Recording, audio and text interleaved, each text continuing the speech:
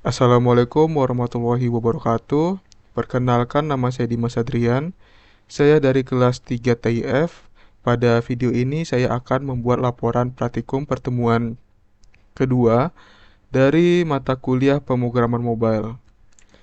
Untuk overview pada video ini adalah praktikum minggu kedua dengan topik praktikum itu adalah pengenalan Kotlin, pembuatan activity, pembuatan layout komponen, penerapan constraint, penggunaan event listener on click.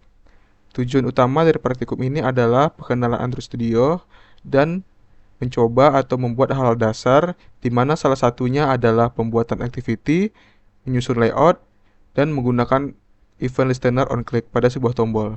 Di sini juga memahami tentang penggunaan locket untuk melihat error, log untuk menampilkan output pada locket, dan toast untuk menampilkan aktivitas atau notifikasi.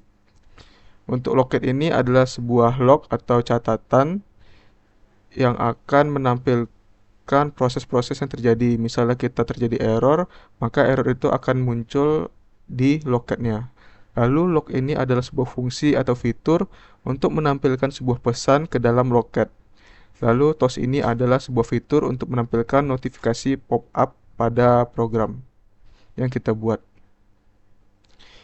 Untuk bab 1 tentang implementasi modul dan latihan, untuk pemahaman masalahnya, tantangan utama pada praktikum ini adalah membuat tampilan pada activity agar dapat berfungsi sesuai tujuannya, di mana pada layout ini harus diberi ID agar pada fileman dapat diinisiasikan dengan mudah. Itu sangat penting karena disitulah program dapat membaca inputan dari user dan sebagai tempat jalannya output agar bisa dilihat oleh user. Untuk langkah kunci dan desain keputusan, langkah yang paling penting pada pertemuan kali ini adalah menyesuaikan ID pada komponen layoutnya. Karena banyak komponen yang dibuat, jika kita tidak mengkonstum ID kita akan kesulitan dalam mendeskripsikannya atau menginisiasikan komponen tersebut agar bisa diproses di main. Lalu ada pembuatan logiknya, kita harus membuat validasi pada inputan yang kita buat. Karena jika kita tidak buat, jika ada terjadi kesalahan, maka aplikasinya akan langsung force close atau keluar sendiri karena tidak terkompil dengan baik. Untuk error dan perbaikannya, di sini saya menemukan error yang cukup signifikan yang mungkin sangat berdampak pada program yang kita buat. Di sini saat saya mengklik button hitung dengan inputan kosong, maka program akan langsung keluar sendiri atau force close dan menampilkan pesan di locketnya itu berupa empty string. Seperti yang saya ucap tadi, karena di sini kita tidak dapat melihat langsung apa errornya, jadi errornya itu akan ditampilkan pada locket. Untuk analisis penyebabnya adalah akar penyebab dari masalah ini adalah tipe data dari edit text yang saya gunakan hanya menerima inputan number. Selain itu tidak bisa, bahkan kosong atau nol saja dianggap empty string.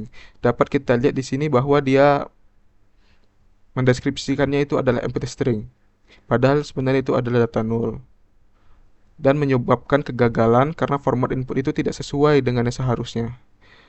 Untuk langkah perbaikan yang saya lakukan adalah saya menambahkan validasi jika inputan itu terdeteksi is empty atau kosong, maka saya akan menampilkan toast atau pop-up notifikasi yang menampilkan bahwa inputan itu ada yang salah dan langsung mereturn fungsi onClick listener-nya agar programnya tidak berlanjut dan berhenti atau selesai langsung supaya tidak terjadi error atau masalah yang berkelanjutan.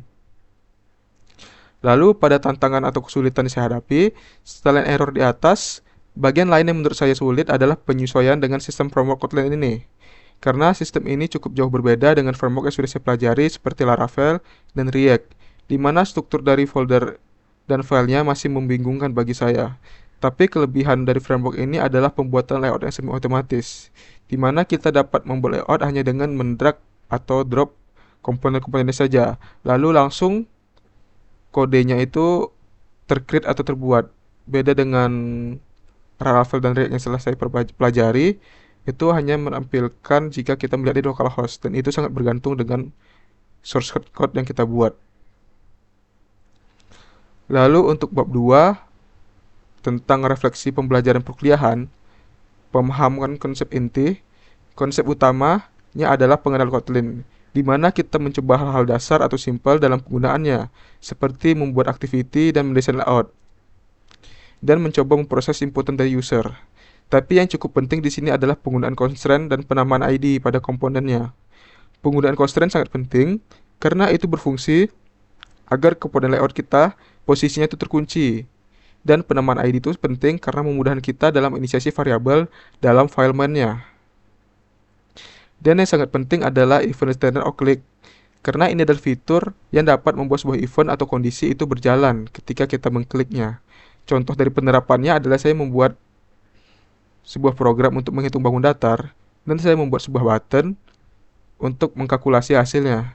Di mana jika button itu diklik, maka fungsinya langsung berjalan, di mana fungsi yang saya taruh di dalam set on clicker itu adalah fungsi untuk mengumpulkan input, validasi input, perhitungan, dan menampilkan outputnya.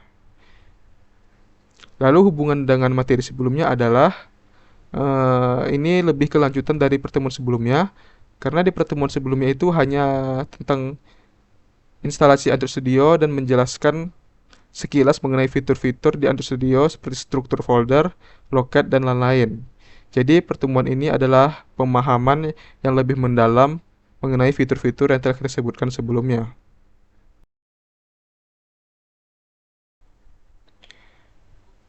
Untuk demo aplikasinya seperti ini, di sini adalah aplikasi yang saya buat, di mana saya membuat sebuah perhitungan bangun datar, di mana pembangun datar yang saya pilih itu adalah untuk menghitung luas lingkaran dan luas persegi. Di sini untuk lingkaran saya membuat sebuah inputan edit text yang bertipe number. Di sini, mana kita mencontohkan jika 4, maka jika dihitung dia akan menampilkan langsung hasilnya. Dan di loket juga menampilkan hasilnya karena saya membuat fitur lognya. Lalu untuk luas persegi panjang di sini saya akan mencontohkan jika saya memilih inputan kosong. Di sini akan memunculkan TOS atau notifikasi pop-up jika ada kesalahan, di mana kesalahan itu adalah input yang kosong atau empty string. Kita harus mengisinya. Lalu programnya dapat dijalankan. Lalu juga menampilkan TOAS-nya.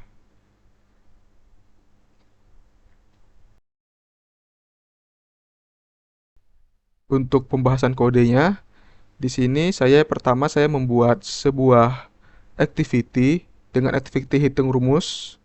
Lalu di Android manifestnya saya pindahkan main activity-nya ini dengan activity yang telah saya buat tadi, yaitu hitung rumus activity.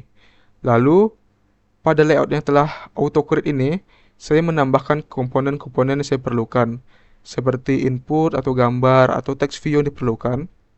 Serta tidak lupa saya memberikan ID-ID pada setiap komponennya agar mudah diproses. Lalu saya juga menambahkan sebuah constraint di layoutnya seperti ini agar posisinya itu terkunci atau tidak berubah-ubah ketika programnya dijalankan. Lalu selanjutnya saya melakukan pembuatan kode di activity-nya tadi. Yang pertama itu saya membuat atau menginisiasikan sebuah variabel di mana variabel tersebut menyimpan nilai dari komponen yang ditunjukkan seperti ini. Variabel edit text view ini dia itu merujuk pada komponen edit text radius yang telah saya buat ID-nya sebelumnya. Makanya pembuatan ID ini penting karena di sini dapat memudahkan kita untuk inisiasinya karena kita lebih ingat apa ID-nya.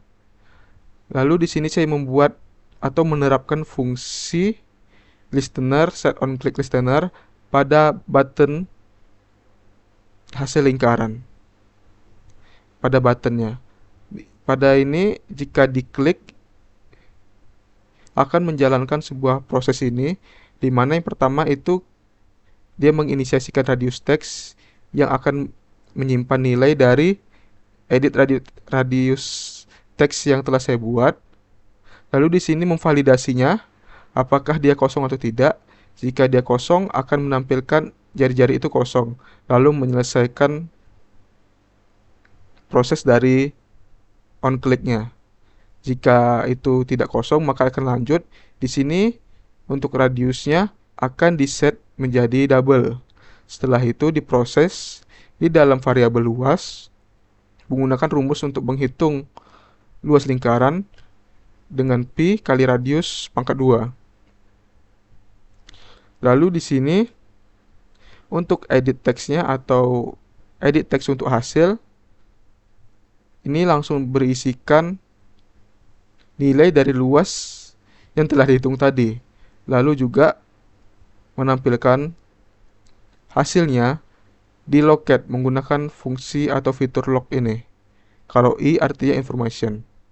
Lalu tos ini saya membuat sebuah notifikasi pop-up untuk menampilkan hasilnya juga. Jadi saya membuat dua untuk menampilkan hasilnya. Pertama di tos, lalu di edit teksnya yang di bawah ini. Lalu sama seperti tadi, untuk button hasil persegi panjang saya membuat hal serupa juga. Mulai dari pengumpulan input, validasi, perhitungan, serta menampilkannya. Hanya seperti itu agar aplikasi ini dapat berjalan seperti ini. Baik, sekian dari saya. Jika ada salah kata, mohon maaf. Assalamualaikum warahmatullahi wabarakatuh.